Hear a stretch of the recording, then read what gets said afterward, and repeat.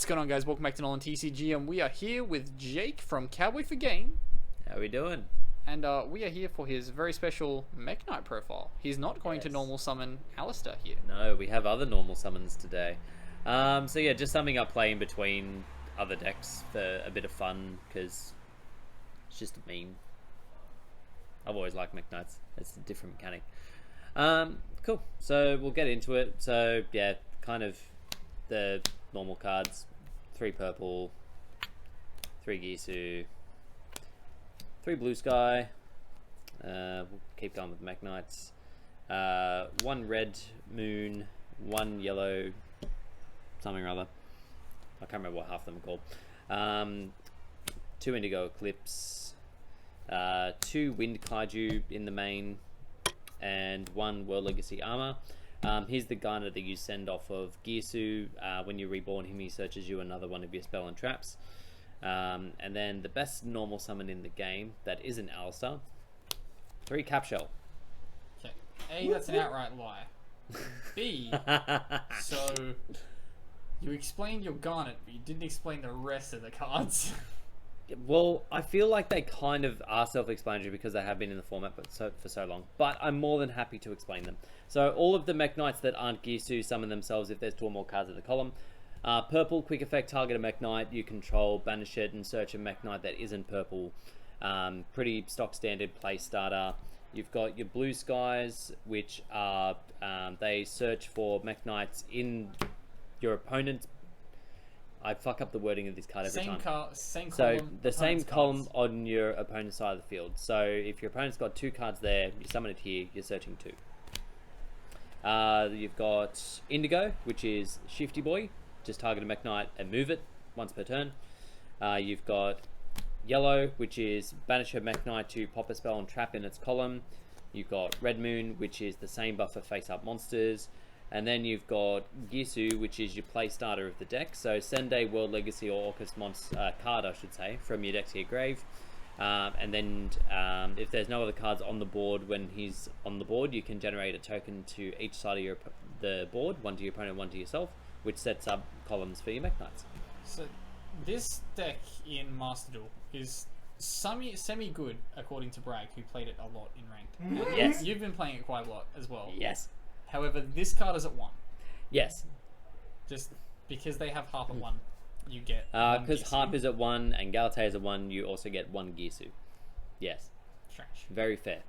But in Master Duel, there's other mechanics that you can take advantage of to ensure the victory, which is mainly that your normal summon as well as Capshell is Sangan, and Sangan can search Maxi. Valid. So other cards in the main deck are 3 Ash Blossom to round off your monsters. Then we move on to the spells. We've got 3 World Legacy Memory. Quick play spell, summon a Mekk-Knight from deck in defense. If it's still on the board at the end of the turn, it returns to your hand, and you cannot summon monsters other than Mekk-Knights for the rest of the turn. Very good card to as an extender, and both to put presence on the board off turn as well to set up your floodgates. Surprised this doesn't lock you to like Orcus or Mekk-Knight. It was made long before Orcus was even an archetype. Ah, okay. Yeah. Makes sense. We've got 3 triple tactics because you will be hand trapped, so you want to get some advantage off it. Card is bonkers, I've always said so. Play it, it is good. 2 cosmic because the format was pivoting more towards a back row heavy, so I felt like some main deck spell and trap removal was kind of necessary. We were staring down the barrel of a lot of skill drain at locals, so yeah, but thankfully that's no longer an issue because those people aren't playing anymore. well, Hey. 1's fine, 7 was a problem. We've got World Legacy Succession. Good card, sets up Mekk-Knights and reborns them for recursion. You've got the first of the Mekk-Knight floodgates, which is World Legacy Key.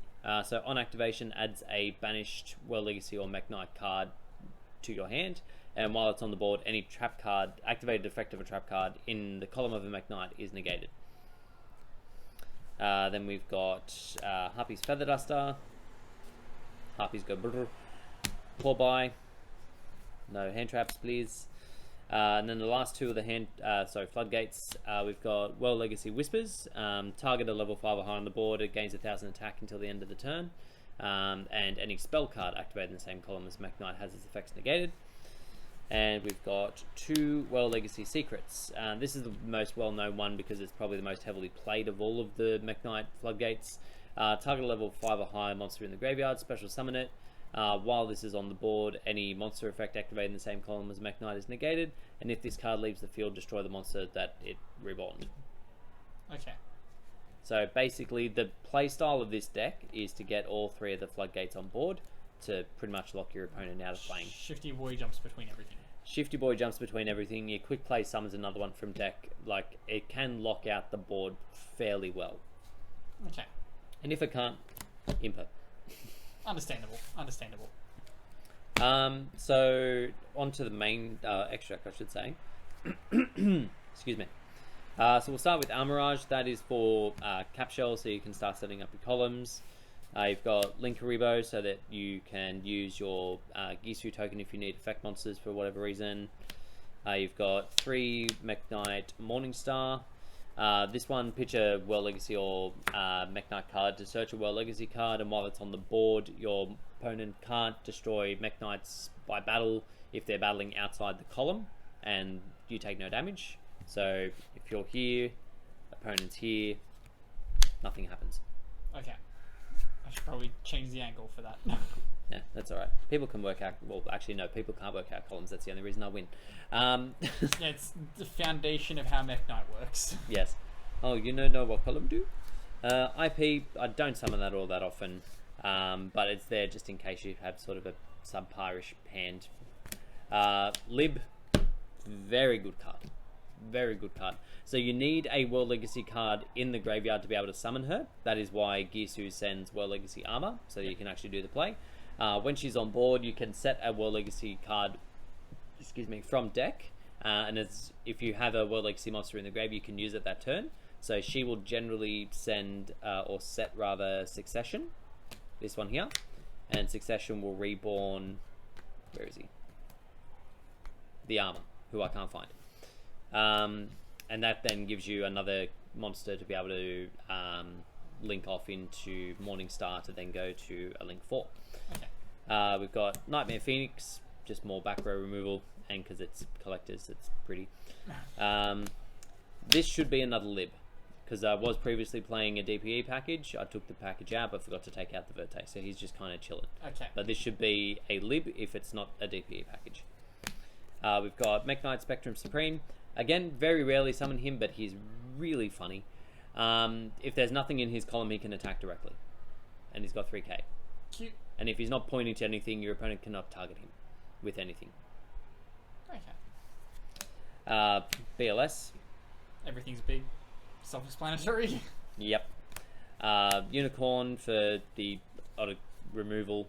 Oh, I should also point out with... Where is she? Yes, if she's used as link material, non-target spin. Yeah. Very good card. Yeah, did I? Yeah, yep, cool. Avramax, that's generally the link 4 you make from Lib and Morningstar if you're going first. Your opponent has to attack it, it can't be targeted, gains attack of any special summon monsters it battles, and if it leaves the field because your opponent, non-target spin. Very good link 4 to start with. Protects all your Mekk-Knights. If your opponent just wants to sort of beat into them, they have to get to this first. A lot of the World Legacy archetype spins. Yes. The Nightmare spin, this spin, spin, spin.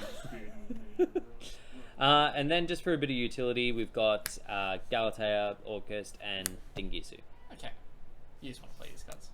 No. Well, you've got what's his name in there? Whatever his name is. Gisu.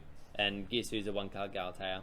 So if you do need to do some spot removal, you've got this. Easy work. Anything you would change at all? Yeah, I have been tempted to add Sangans and then play Mekk-Knight Orange.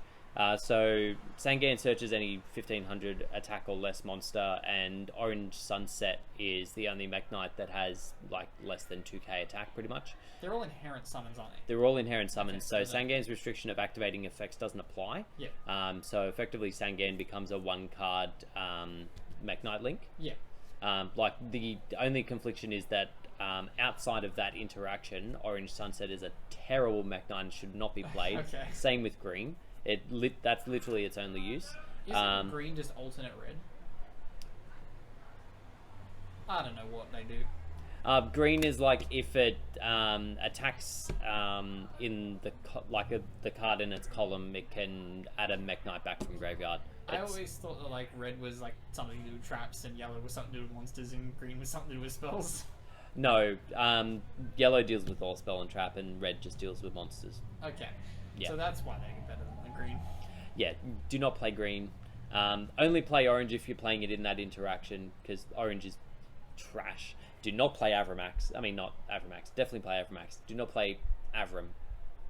Do not play Avram.